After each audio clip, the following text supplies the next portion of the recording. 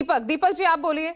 सबसे बड़ी बात है, इन्होंने कहा भाजपा के प्रवक्ता तो यहाँ पे आधिकारिक रूप से नहीं आए हैं, तो इसी से भाजपा देख के बेनकाब हो जाती है कि आज योगी आदित्यनाथ के बयान को या केशव प्रसाद मौर्य के बयान को बचाने के लिए इनका कोई नेता नहीं आया, तो तथाकथित लोगों का समर्थन लेके जुटाया जा रहा है। कोई कह रहा है कि एक लाइन बोल दिया योगी आदित्यनाथ ने, कोई कह रहा है कि एक लाइन बोल दिया केशव प्रसाद मौर्य ने। तो ये वैसा ही हुआ, कुर्ता पहन लिया योगी आदित्यनाथ ने और पैजामा पहन लिया केशव प्रसाद मौर्य ने। तो ये ऐसी बातें नहीं चलती राजनीति में, सीधी सपाट पूरी लाइन बोलना पड़ता है। जब आप संविधान की कसम खाते हैं, जब आप शपथ लेते हैं, तो पूरी लाइन पूरी भागवत की बात करनी पड़ती है। बात यह है, हम लोग जो है हम अनेकता में एकता की बात करते हैं। हम कहते हैं संघे शक्ति कलि युगो, एकता में ही ताकत है। लेकिन केशव प्रसाद मौर्य जी ने किनारा कर लिया योगी आदित्यनाथ के बयान से। ये तो बयान तो छोड़िए, उनका उन्होंने नाम तक लेना उचित नहीं समझा।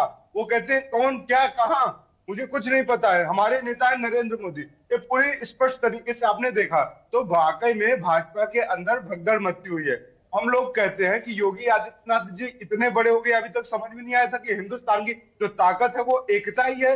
रंग रूप भेष भाषा चाहे अनेक हो, हिंद देश के निवासी सभी जान एक है। तो हम तो सभी जान एक है। हमें हिंदुस्तान जितना एक रहेगा, दुनिया में हम उतना राज करेंगे। तो आपके गठबंधन में आपको एक भी सीट नहीं मिलती है, तो वो आपसी तालमेल, आप इन तमाम बातों का हवाला देते हैं। भाई वहां पर भी तो यही किया जा रहा है ना।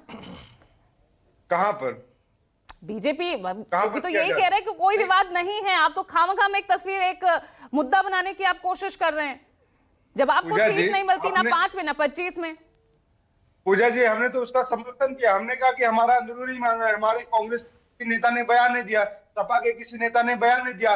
लेकिन अगर आप यहाँ पे कांग्रेस के बयानों पे अगर चर्चा करने, तो आप कांग्रेस के बयान पे करिए, योगी आदित्यनाथ के बयान के ऊपर मत चर्चा करिए, केशव प्रसाद के बयान के ऊपर चर्चा मत करिए। ये तो मैंने वही स्पष्ट तरीके से कहा कि भाजपा में भगदड़ है।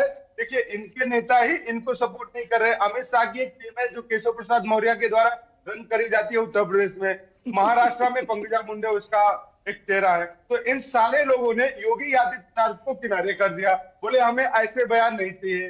अब सहयोगी और योगी के जितने लोग हैं, उन लोगों ने योगी को साइड लाइन कर दिया है।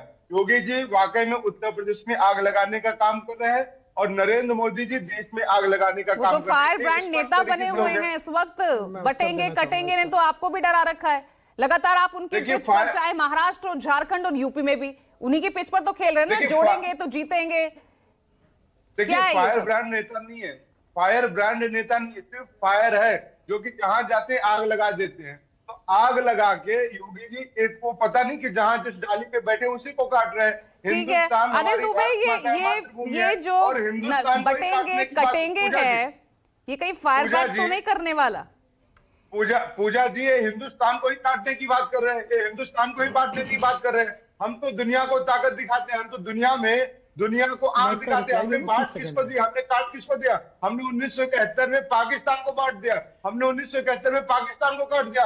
लेकिन योगी आदित्यनाथ जी और उनकी गैंग मंडली देश में किसको डरा रही है? अरे तो आज तो सौरभ दुबे ऐसा कुछ बोले ही नहीं ना। आज क्या आप उनकी बातों को लेकर ही आप खुद ही डिफेंड होते नजर आ रहे हैं। 30 सेकंड देखिए, 1931 में महात्मा गांधी जी ने एक बयान दिया था कि हिंदुओं को बांटने की साजिश हो रही है। क्या वो सांप्रदायिक होते गए थे? क्या वो इस देश में आग लगाना चाहते थे? पूर्व प्रधानमंत्री पंडित जवाहरलाल नेहरू लगातार अपने जो है भाषणों में कहते थे कि अंग्रेज आए थे, हमें बांटने की साजिश कर रहे थे और हमें बंटना नहीं है, हमें एकजुट रहना है। क्या वो सांप्रदायिक हो गए पंडित जवाहरलाल नेहरू? अरे कांग्रेस के प्रवक्ता हैं, कम से कम तर्कों के साथ बात करिए। अभी आप कह रहे थे भारतीय जनता पार्टी के प्रवक्ता, नहीं भारतीय जनता पार्टी के प्रवक्ता भाग गए। मैं कह रहा हूं अभी समाजवादी पार्टी के प्रवक्ता का जो कनेक्शन में टेक्निकल प्रॉब्लम आ गई थी, तो कहते कि वो भाग गए। उनको कह दें कि भाग गए, वापस आ गए ना भाई। चलिए अच्छा